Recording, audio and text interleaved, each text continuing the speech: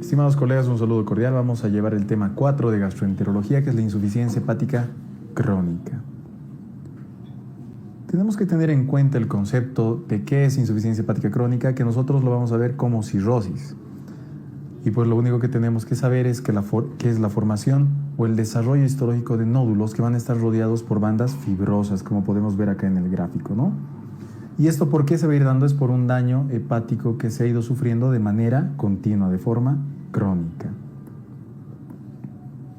No olvidemos, desarrollo histológico de nódulos regenerativos rodeados de fibras que se da por el daño crónico del hígado.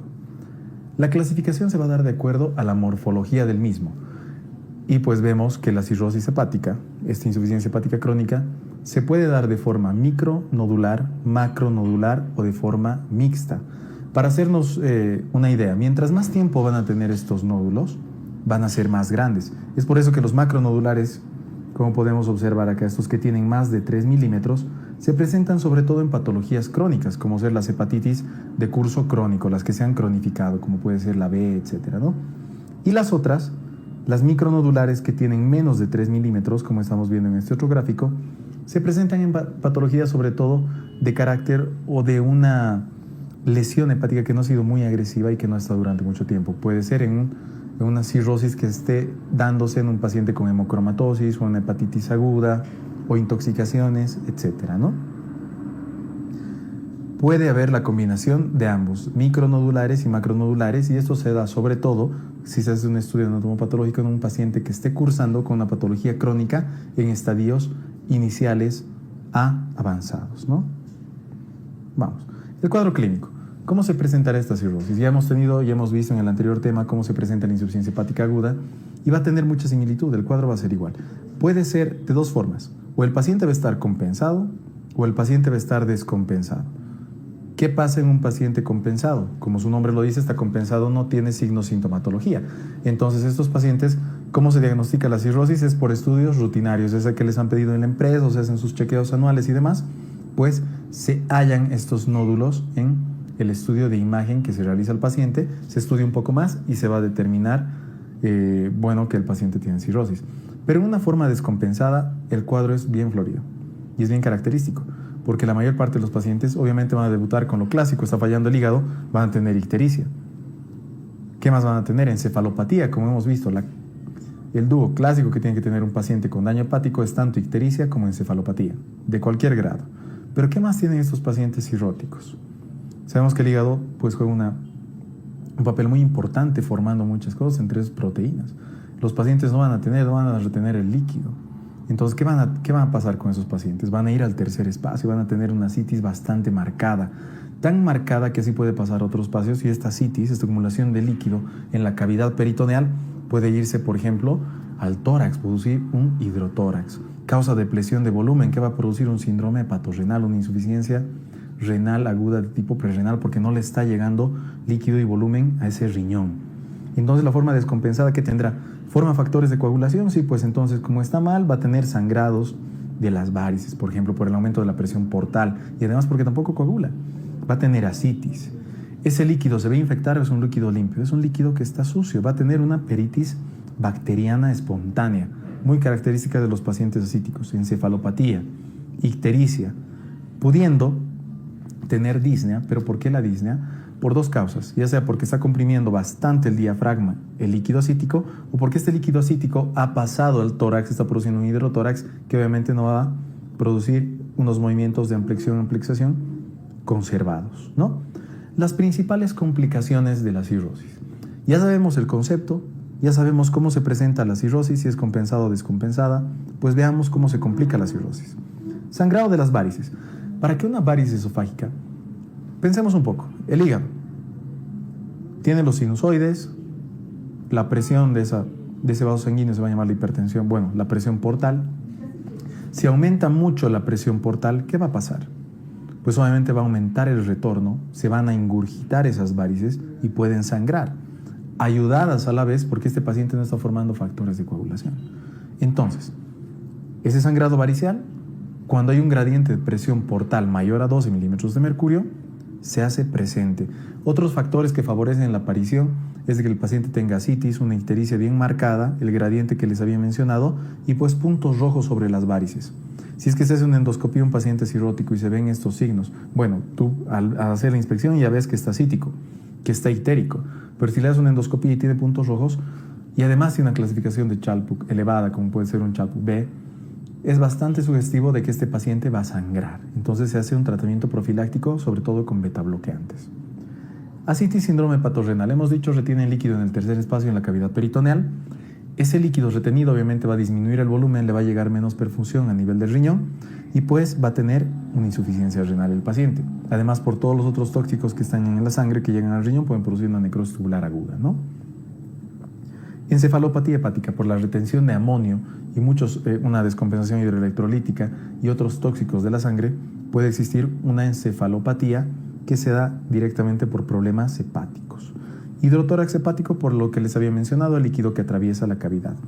Y la complicación más grave que podríamos así llamar es el carcinoma hepatocelular, presente en los pacientes con cirrosis avanzada y no tratada, ¿no? Diagnóstico.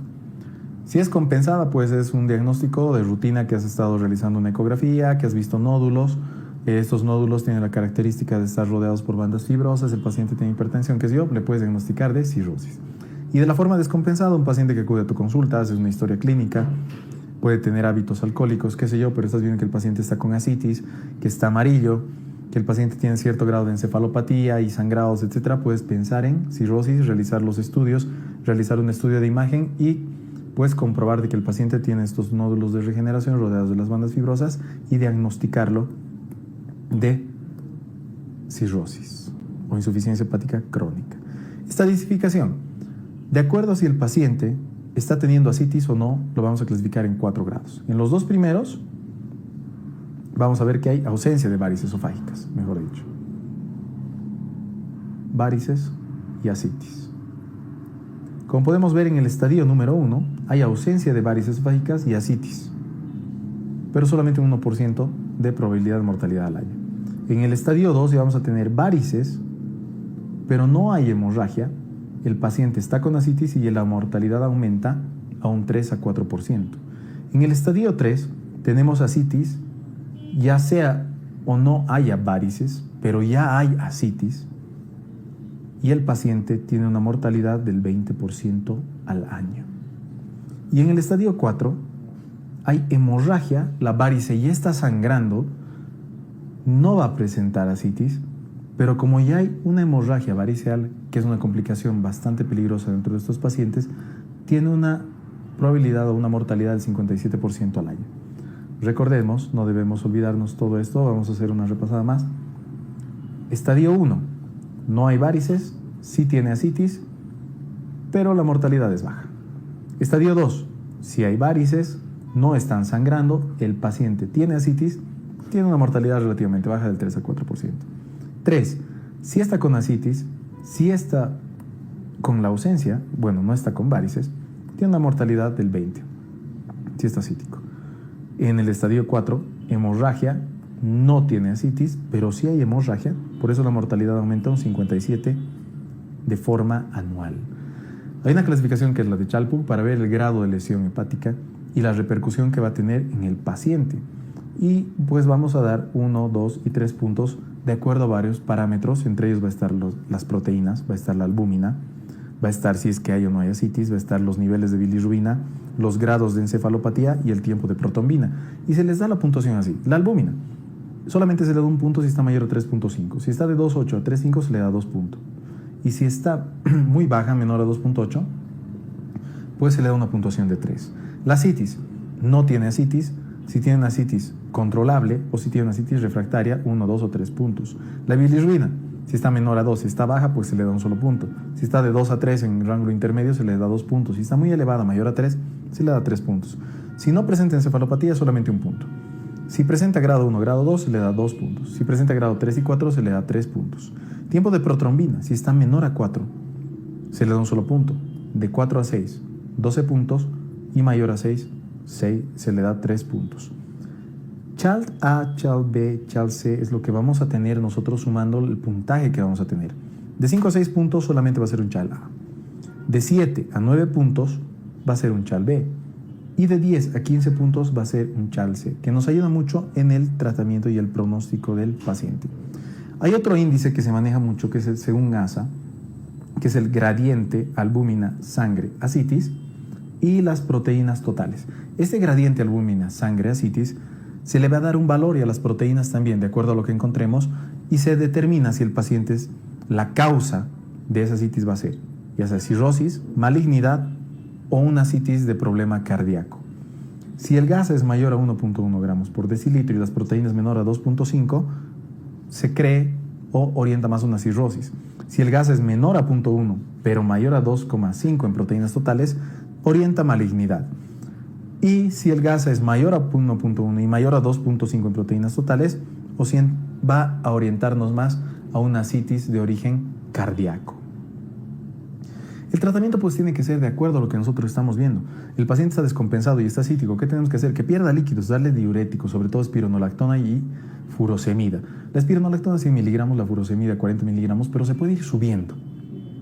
Se puede ir subiendo hasta 400 miligramos de la espironolactona, o sea, 4 veces su valor, y 4 veces de la furosemida también, hasta 160 miligramos, para hacer que el paciente tenga mucha diuretis y baje, ¿no? Ahora, no nos funciona, pues podemos tener otras alternativas, dializar al paciente, etcétera, ¿no? Peritonitis bacteriana espontánea. Esta es una infección que aparece en el paciente, en el líquido ascítico, se da por una sola bacteria, se analiza el líquido ascítico. Cualquier paciente en el primer episodio de ascitis se debe realizar una paracentesis y analizar la cantidad de proteínas, la citología, hacer un cultivo de líquido ascítico. Si se aísla un solo ser, el paciente tiene malestar general, signos de infección, hay un solo microorganismo que estés aislando y neutrófilos mayor a 250, entonces podemos pensar en una peritonitis bacteriana espontánea. ¿Cómo se trata esta peritonitis bacteriana espontánea? Es con antibióticos. ¿Qué antibióticos? Vamos a dar sobre todo cefalosporinas de tercera generación. Ahora, podemos prevenir esto, realizar una profilaxis primaria y secundaria. Primaria es que el paciente tiene mucho riesgo, sí, con norfloxacino. Y podemos realizar una profilaxis secundaria si es que el paciente ya supera una peritonitis bacteriana espontánea, sí, también con norfloxacino. ¿Ya? Las varices esofágicas, que tendremos un CHALP B o C o varices mayores a 5 milímetros, también deben ser tratadas. ¿Cómo? Con inyecciones de somatostatina, terlipresina, que son vasoconstrictores, también poniendo bandas elásticas para disminuir, para apretar estas varices esofágicas, y pues realizando el tratamiento con betabloqueantes, sobre todo propanolol. La encefalopatía, pues a este paciente se le tratará, se le dará antibióticos, se aumentará la frecuencia catártica con lactulosa, etcétera, para que esos componentes no estén en el tracto, sino se vayan eliminando. Síndrome hepatorrenal, lo propio, que habrá que hacer para paracentesis al paciente y darle volúmenes, corregir la cantidad de volúmenes del cuerpo para perfundirse el riñón y que se pueda contrarrestar esta ira. Hidrotórax hepático, se corrige el problema de base y se va a corregir el mismo. Carcinoma hepatocelular, hay un protocolo de tratamiento en el tipo de carcinoma hepatocelular, también se hace una clasificación y pues se trata al paciente, ya sea con técnicas de ablación, radiofrecuencia, se puede utilizar sorafenib, que es un fármaco que está siendo muy utilizado en la actualidad para tratamiento, de acuerdo a la clasificación en la que es el paciente y también el tratamiento quirúrgico, ¿no? Como podemos ver, este tema de cirrosis o insuficiencia hepática crónica tenemos que abordarlo no solo de esa manera. Es un tema bastante susceptible de ser preguntado, pero enfoquémonos en el concepto, en que si es compensado o descompensado, cuándo tengo que sospechar de una cirrosis descompensada, cuál es el agente etiológico más frecuente que no había mencionado, pero no es el alcoholismo, es el virus de la hepatitis C en realidad a nivel mundial. El alcoholismo también influye mucho. Y cómo vamos a tratar a los pacientes, tanto los compensados, que tenemos que hacer un seguimiento anual para ver cómo está el hígado, y los descompensados, tratando más que todo las complicaciones, la citis, la cirrosis, la peritonitis bacteriana espontánea, la encefalopatía, el hidrotórax, el síndrome hepatorrenal. Es así como tenemos que abarcar. Es la cantidad de información suficiente de cara al examen, ¿no? Nos veremos en un siguiente tema.